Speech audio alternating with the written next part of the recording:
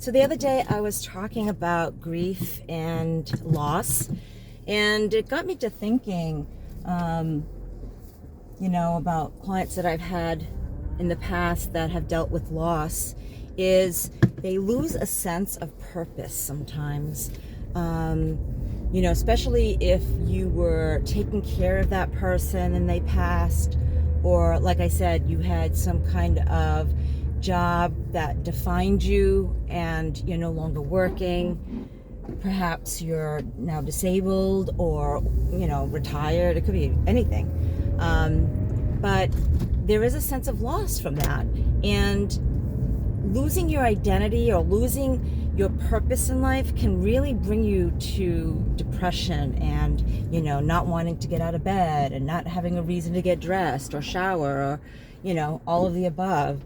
And so it's important to figure out, right, like, who am I? What is my purpose? What is my purpose now? Maybe your purpose then was to take care of that person or to, do that job.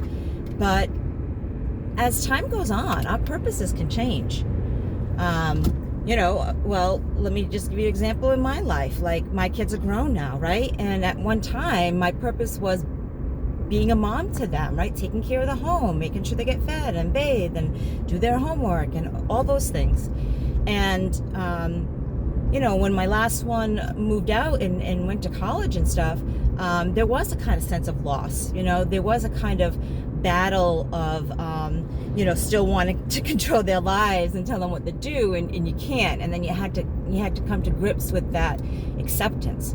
So, that was my identity. That's who I was, a mom. And so it's really important to kind of figure out, okay, what do I do now? What can I do now? If you've lost mobility or if you've lost certain functions, whether they be mental or physical or both, right? What can I do, right? What inspires me? Maybe there's a hobby that you long to have learned or redo, go back to doing.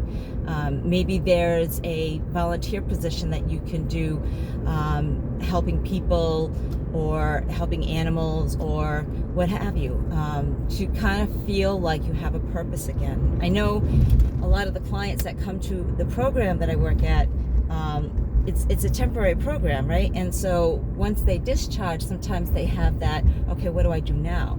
And so one of my jobs is to make sure I set them up with things that they can do. What does your discharge plan look like, right? What are the things that you can do? There's different drop-in centers, there's volunteer positions, there's, getting in touch with old family and friends. And I encourage them to do that actually while they're in program. This way, when they discharge, it be a smoother transition. But if you're not in a program and you're looking for that purpose and that, reason to get up in the morning, start looking for those things. Start looking in your community. What is in your community that you can do to, give back? I know we have a program. It's called MORE. It's I forget what it stands for, but it's Massachusetts, so it's a state-related thing, with people in addiction and recovery, and they advocate. They have different programs. They go out and they help people with substance use disorder and their families with different things, all kinds of things. So you can reach out to something like that,